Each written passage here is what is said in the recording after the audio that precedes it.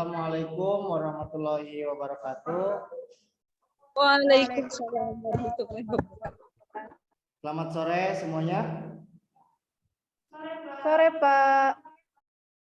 Bagaimana kabarnya sore ini?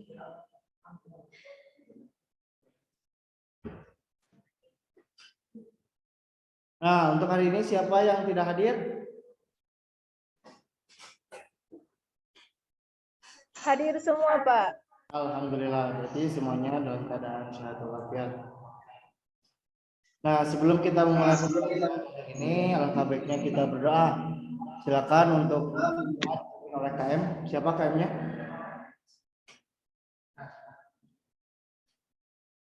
Saya, Pak. Silakan Bajas. Ya, baik, seperti biasa sebelum belajar kita berdoa. Untuk berdoa mulai.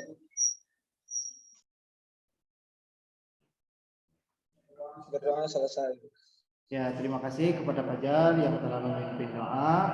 Langsung saja kita hari ini akan belajar mengenai perceraian. Setelah sebelumnya kita telah membahas tentang pernikahan. Nah, yang mana di dalam perceraian itu ada beberapa poin. Yang pertama yaitu mengenai pengertian. Yang kedua dasar hukum. Yang ketiga rukun dan syarat. Dan yang terakhir adalah macam-macam dari perceraian. Pengertian perceraian adalah dalam bahasa fikih dikenal dengan istilah talak yang diambil dari kata itlaq. Secara bahasa artinya melepaskan atau meninggalkan. Sedangkan dalam pengertian secara istilah, talak adalah melepaskan ikatan perkawinan atau rusaknya hubungan perkawinan dengan menggunakan kata-kata.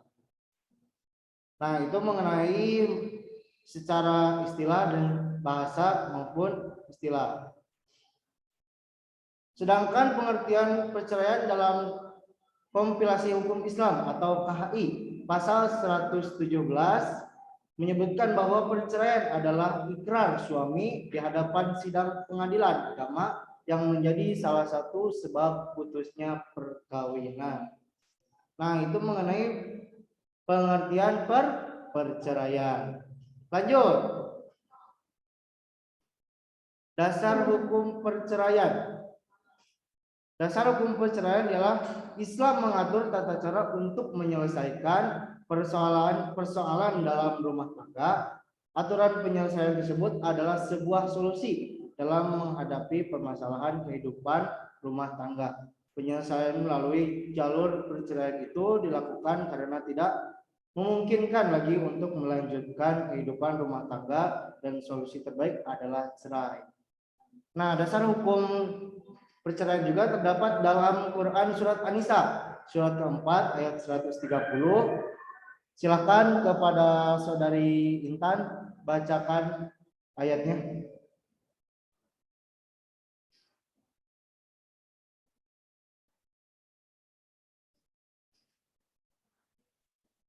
Sebentar, Pak.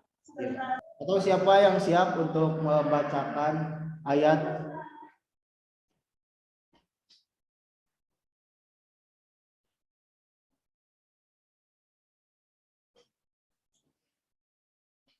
Ada yang siap tidak?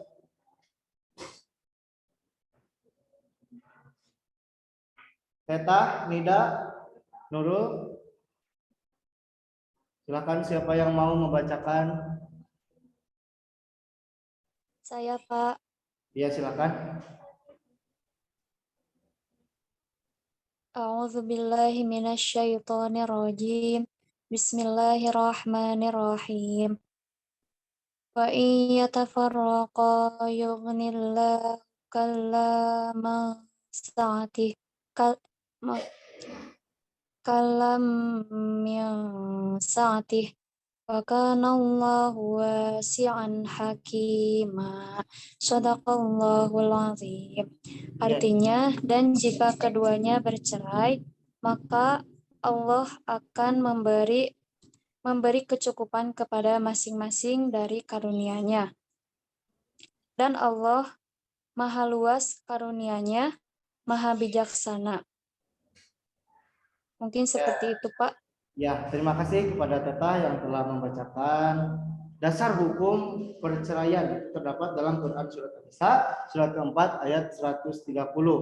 Selanjutnya yaitu hukum perceraian. Nah, di sini hukum perceraian ada 3. Yang pertama wajib, yang kedua sunnah, yang ketiga haram. Kita akan bahas satu persatu. Yang pertama wajib. Wajib bercerai atau wajib menjatuhkan talak apabila dalam suatu rumah tangga banyak sekali permasalahan-permasalahan atau banyak sekali permasalahan-permasalahan yang tidak dapat diselesaikan secara baik-baik maupun secara kekeluargaan. Itu mengenai perceraian yang wajib. Yang kedua sunnah.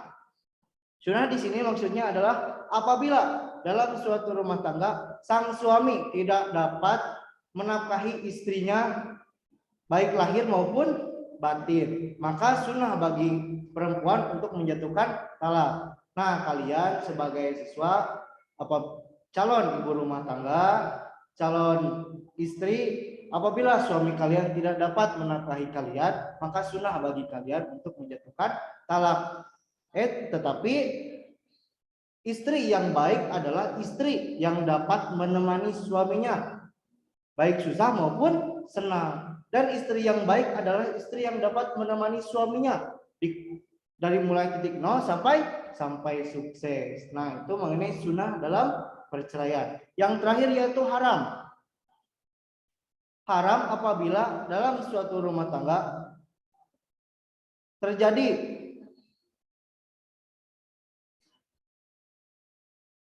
apabila mendatangkan suatu kemadaratan. Contohnya seperti misalkan sang suami menjatuhkan talak kepada sang istri, tetapi sang istri tidak menerimanya dan mengancam akan bunuh diri. Nah, itu adalah mendatangkan kemadaratan baik dari sang istri maupun sang suami. Maka perceraian itu hukumnya haram. Nah, setelah dijelaskan yang wajib, sunnah, haram, coba Bapak sebut satu orang dan jelaskan apa yang sudah barusan Bapak jelaskan. Untuk wajib, Bapak minta jelaskan ulang kepada Intan. Silakan Intan, jelaskan kembali. Baik, untuk wajib yaitu apabila dalam suatu rumah tangga tidak dapat menyelesaikan permasalahan-permasalahan secara baik. Mungkin sekian. Oh iya, betul, bagus. Berarti Intan memperhatikan. Yang kedua sunnah. Bapak coba Nida coba jelaskan ulang apa itu sunnah dalam perceraian. Baik, Pak.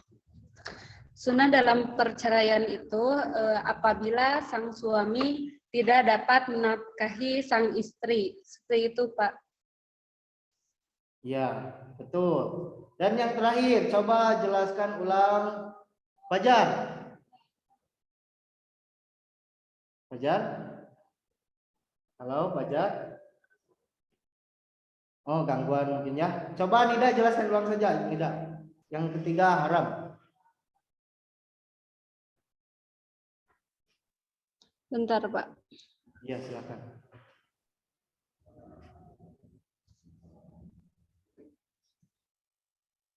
Jadi haram itu apabila mendatangkan kemadaratan kepada keduanya. Oh, Jadi seperti itu.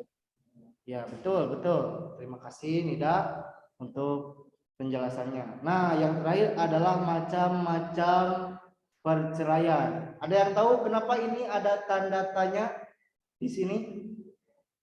Ada yang tahu tidak? Maksudnya apa? Halo. Tidak, Pak. Tidak, Pak. Tidak. Tanda tanya di sini adalah pembagian sebuah kelompok. Yang mana ada kelompok 1 dan kelompok 2. Di sini ada berapa orang semuanya? 8. 8. Jadi 4. Untuk kelompok pertama, Teta, Nurul, Nurzakia, dan Nida.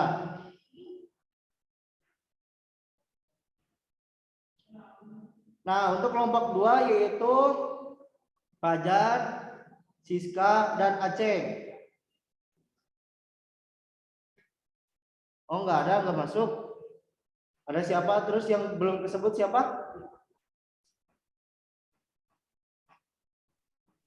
Intan, Pak. Oh Intan belum. Intan kelompok 2. Nah silakan jelaskan macam-macam perceraian apabila ditinjau dari proses menjatuhkannya itu apa, dan yang kedua yaitu ditinjau dari segi jumlahnya itu apa. Kalian kerjakan selama 5 menit dan nanti presentasikan oleh perwakilannya. Baik, Pak.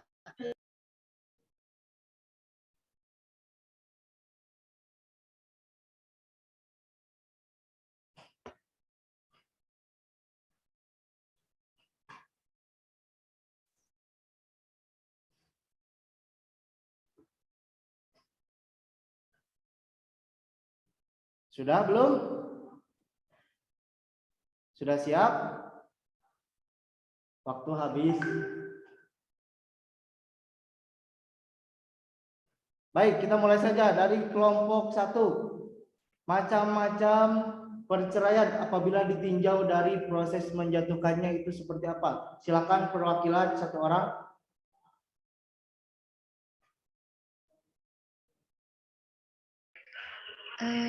Nur Bapak. Ya, Nur. Baik, saya akan memaparkan apa yang sudah didiskusikan oleh kelompok kami, yaitu mengenai macam-macam ditinjau dari proses menjatuhkannya. Menurut kelompok kami yaitu yang pertama talak ditinjau dari segi ucapan, harus tegas, yaitu mengungkapkan lafaz talak yang tidak mungkin dipahami makna lain kecuali talak, seperti ungkapan seorang suami kepada istri yang ditalak. Terus sindiran, yaitu mengungkapkan satu lafaz yang memiliki kemungkinan makna talak, seperti ungkapan seorang suami kepada istri yang ia talak, seperti contohnya pulanglah engkau ke rumah orang tuamu, itu disebut talak dengan sindiran. Harus disertai niat ya. Yang talak dengan tulisan, talak dengan isyarat, dan jenis talak ini hanya berlaku bagi orang yang tidak dapat berbicara atau menulis. Jadi mungkin seperti itu Bapak dari kelompok kami. Iya, bagus sekali untuk kelompok 1. Terima kasih sudah memaparkan materi tentang macam-macam perceraian ditinjau dari proses menjatuhkannya. Nah, sekarang kelompok 2. Kelompok 2 itu menjelaskan tentang macam-macam perceraian ditinjau dari segi jumlahnya. Silakan kelompok 2 yang siap memaparkan apa yang sudah mereka ketahui dari macam-macam perceraian ditinjau dari segi jumlahnya. Baik. Dari kelompok 2 yaitu ditinjau dari segi jumlahnya. Yang pertama ada talak 1. Talak 1 yaitu talak yang pertama kali dijatuhkan suami kepada istrinya. Yang kedua ada talak 2, yaitu talak yang dijatuhkan suami kepada istrinya untuk yang kedua kalinya. Dan yang ketiga yaitu talak 3, ialah talak yang dijatuhkan suami kepada istrinya untuk yang ketiga kalinya dan dinyatakan bercerai. Mungkin sekian yang dapat kami sampaikan dari kelompok 2. Terima kasih. Iya, terima kasih kepada kelompok 2, sangat jelas dalam pemaparannya, dan terima kasih juga kepada kelompok 1. Nah, alhamdulillah untuk pembelajaran kita hari ini telah selesai, dan untuk minggu depan kita masih membahas tentang perceraian yang dimana di dalamnya ada hulu, pasak, hadah, idanah, dan rujuk. Untuk materi hari ini dicukupkan sekian dari Bapak. Terima kasih kepada semuanya. Terima kasih yang sudah hadir. Terima kasih yang sudah memberikan pendapat. Mohon maaf dari Bapak. Assalamualaikum warahmatullahi wabarakatuh. Waalaikumsalam warahmatullahi wabarakatuh.